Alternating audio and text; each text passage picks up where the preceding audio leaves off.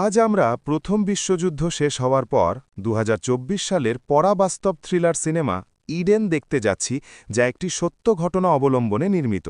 তাহলে আর দেরি না করে শুরু করা যাক। প্রথম বিশ্বযুদ্ধ শেষ হওয়ার পর শুরুতে আমরা দেখেছি যে বিশ্বের আর্থিক পরিস্থিতির উল্লেখযোগ্য অবনতি ঘটেছে। সেই সময় একজন স্বামী স্ত্রী সবকিছু ছেড়ে পৃথিবীর অন্য প্রান্তে একটি নির্জন দ্বীপে চলে যান। সেখানে রীতা নামে একজন ব্যক্তি মাঝে মাঝে চিঠি লিখতেন, যেগুলো তার খনিতে যাওয়া জাহাজগুলি তুলে নিত। এর ফলে বিশ্ব জানতে পারত যে সেখানে মানুষ কিভাবে বাস করত। রিটার বিশ্বাস করতেন যে কষ্ট সহ্য করার পরেই মানুষের জীবন শান্তিতে পূর্ণ হতে পারে। যদি তাদের শুরুতে সবকিছু থাকত, তাহলে তারা যে অগ্রগতির স্বপ্ন দেখেছিল তা অর্জন করতে সক্ষম হতো না। এখন আমরা কয়েক বছর পরে একটি দৃশ্য দেখতে পাই। আসুন একটি পরিবারের দিকে তাকাই। স্বামী হেস, স্ত্রী মার্গারেট এবং তাদের ছেলে হ্যারি। তারা তাদের সমস্ত